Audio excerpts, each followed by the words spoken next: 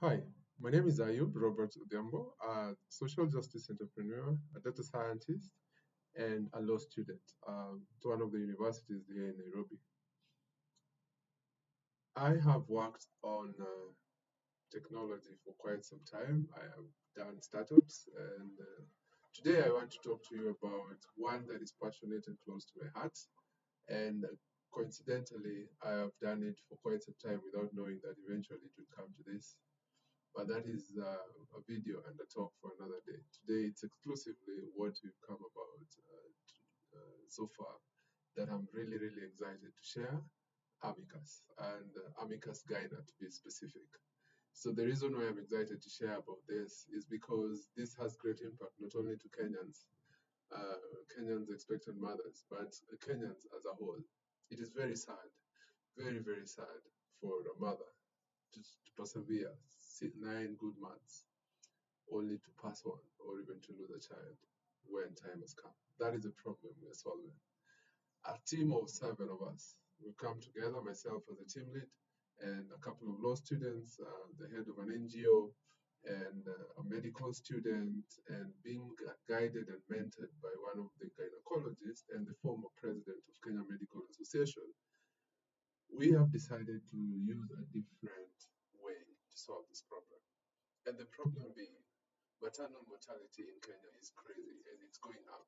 It's going up, and if something is not done, it can only go up. Clinics, hospitals have been built. We had Mama Linda Mama. We've had the government doing its best to make maternity free. But why is this number going up?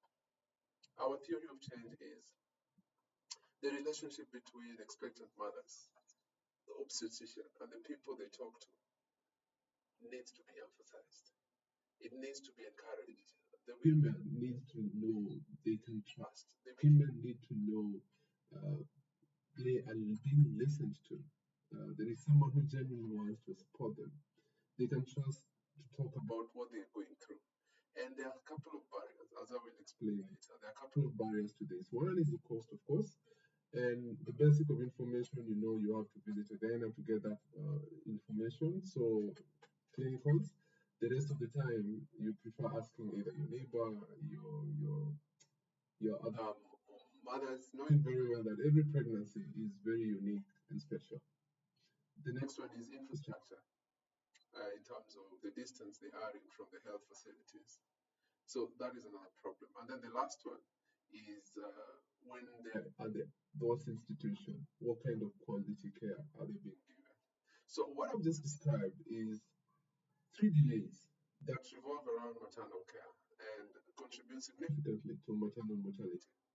So the first delay is delay to to decide whether you need that quality care. The second delay is delay in deciding to transport or take yourself to a health facility. And the final delay is delay in deciding or the kind of quality care and attendance you get at the hospital. Why do I say all this can be solved by just looking at the relationship between the gynecologist, the doctor, attending to the expectant woman? Because of perception. I know when an expectant woman perceives that facility not to be helpful, they will not go to that facility, even if it was just a 10 minutes walk. They'd rather do a 1 hour walk to a facility they can talk to a doctor. They can talk to a doctor they trust. So the challenge that needs to be addressed is that relationship. The women, like I said, needs to be listened to. They need to feel listened to. They need to feel appreciated. They need to feel that their value is still there even if they're pregnant. This is from their partners, from the people around them, and even the people taking care of the little one inside them as well as them. So we've come up with an innovation that constantly make them feel this way. Whenever they have um, any question, instead of relying, like now, even before I proceed, just yesterday, I was speaking to one of the ladies who work for me. She comes from a not so well society. somewhere close to the largest slum in Nairobi. And I don't know, when I was working on building Amicus, I decided, why don't I have a conversation with her? And she tells me when she was pregnant, she was being told to take alcohols to clean up the baby, so that the baby can come out brown and very, very healthy. Yeah. So if we are relying our mothers to get information from such sources, she told me quite a lot, but that really took me, okay, now that we all know, or rather, those people who studied this, I hang around a lot of doctors and lawyers, so the little knowledge I've acquired is, I think, basic enough for me to know what is obviously wrong. And taking alcohol when you're pregnant, it is not recommended. And furthermore, advising someone to take alcohol because of color of the baby is completely misguided. Do we really want to leave our mothers to this kind of advice? So we've built an innovation running on SMS and WhatsApp, and this innovation connects doctors and gynecologists to expectant mothers. And it is being driven by chatbots 24/7. The expectant mothers can ask questions and learn, and the doctors can put material, personalized material into the platform that can help expectant mothers on specific tasks, like, let me say, a diet, nutritional diet. There is a path along the 9 months that concerns about diabetes, your nutrition. If you're diabetic, what kind of nutrition do you have? So how do you identify? Clinical reminders. How do you count the baby cakes? Should there be a concern? Uh, why, how do you prepare for the day? And we've broken down this to trimester 1 concerns, trimester 2 concerns, and trimester 3 concerns. If you wanted to understand a deep, and slightly deeper than what I'm explaining right now on how we're doing it, you can visit our website www.amicus.co.k and click on our chatbot. I've illustrated that over there. So this breakdown, reminders. There are certain times, trimester 1, when everything is completely different. The lady does not know who to run to. Her body is changing. Her emotions are changing. Nobody seems to understand her. And she's just there. Maybe the partner also does not understand all these things, and oneself does not understand how to support her. She feels alone. A simple thing like a meme just to tell her all is okay. You're bringing a beautiful person in the world. A message in the morning just to check on the emotional well being of these mothers is something simple, but when it comes from a doctor, that is a permanent support. When it comes from a gynecologist, maybe even a gynecologist they've never met, because through the same platform, we're bringing together gynecologists on just a text-based, sending a message, and you get an answer, and the chatbot asks you, would you like to speak, based on the context that you've been talking about the past 10 minutes. We feel, and that is a chatbot. You need to talk to a gynecologist or a mental care. And the moment you do that, you can book from as low as 250 shillings, 500 shillings, 1,000 shillings. And when you book that, it's a phone call. This phone call can come from anywhere. So while the lady is used to coming or going to the clinic next to where she stays, she can get professional support at a fraction of a cent, depending on availability of that gynecologist and the funding.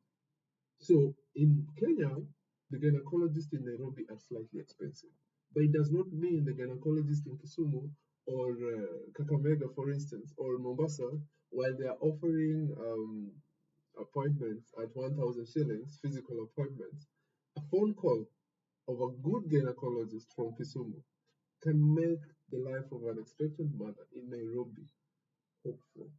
You give the mother a smile. So we are connecting and enhancing this relationship. And this relationship is not only to the doctors, it's also to the hospitals. There's a very, very sad case in Bungoma. Most probably you heard about it, where a lady was actually had to deliver on the floor, forced to carry placenta.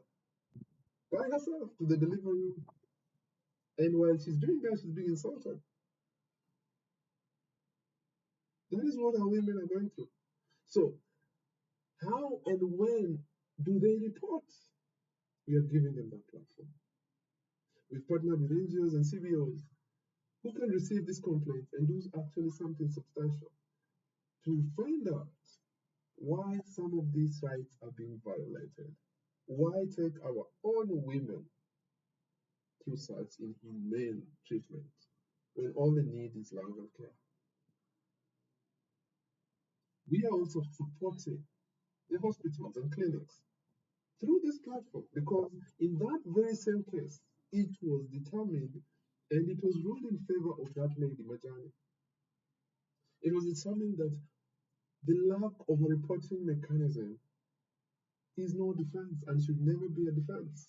Every single institution must have a reporting mechanism of incidences, and the institutions are limited in infrastructure, limited in knowledge, limited in technology and capacity. We are helping. Partnership with these institutions, we are supporting. From having no CRM, customer relationship management, help desk, you have one, and it is WhatsApp based. So WhatsApp and SMS anywhere from anywhere can ask you a question. And then these questions, depending on the severity, they can trigger phone calls. Make the person in charge to respond even when they are far away. So we are using technology to make the lives of women better, bearable. And besides, we are the ones who make them pregnant. So we need to participate in making their life bearable, especially after understanding what they go through. Personally, there are things that if I knew when I was a young boy, I would be more supportive. But we cannot change the past, can we? But definitely, we can do something to make the future much, much better. So, there are challenges, of course. To start, the most obvious one investment, money. As a startup, we're looking for funds. The next are team building, team motivations, mobilizations, how to put the team together. We are hardly 1 year, and the product we have is amazing. We've built it and we love it. And when I told the lady, you should have seen the face. Wow. She said, why did it have to come when I am already done? It should have come when I was pregnant. So that is the reaction. And she told me she's going to connect me with 10 more women just because I wanted to feel, I wanted to get their reactions too. Yeah. So the doctors love the idea. We've signed up 2 doctors and others are coming. I can say the president of Kenya Medical Association is our client. And through that, the network is going to come through. We have another doctor doing an amazing job in TikTok, currently with over 100 followers. She has signed up. She's doing an amazing job educating women. But she can't respond to all those messages she's getting. How then does she filter those that require critical support, those that require physical visits? And her clinic is way, way far from Nairobi. What if one of the listeners, one of those 108K, are in Nairobi, Kisumu, and they need help? She can support them via phone call bookings. She can support them by connecting them to other doctors through our platform. So when you visit this doctor's chatbot, you meet other doctors as well, where you are, closer to where you are. So, like I said, the challenges are there. It is still young, and we need mentorship, we need support, we need the connection in the network for onboarding people, we need developers, we need quite a lot. Quite a lot. And this is not stopping here. The top, if I was to choose the top three, one would be finance, so that we can put credit on the platform for women to use it for an extended period. The revenue model that we're using right now is that of, besides the bookings and the virtual bookings and the physical bookings, which it's at the price of a doctor consulting, and we take up an administrative fee of 50 shillings. Sending and receiving messages is transactional as well as subscription based. Transactional, it is only 5 shillings per message, meaning using 5 shillings, 20 shillings, you get the answer from credible sources, reliable clinical sources. 5 shillings. That can change somebody's ignorance and save a life 9 months later, 1 month later, 1 day later. So that is the impact. At 5 shillings, you can change a life. And for those people who might find it 5 is too expensive because they really want to learn, and the doctor's content is quite a lot, 500 shillings for a trimester. That's the first trimester. Check out our website. So based on that, we need to have a platform where somebody gives us a grant, where we load each doctor's account with money so that any person, especially the lady, the doctor in TikTok with 100 users, if we can load some money in her account on our platform and allow people to ask questions for all the videos she has created. She has created a lot of TikTok videos. Now you can imagine sifting through all those videos, trying to get the answer to one question. The chat becomes in handy. Yeah.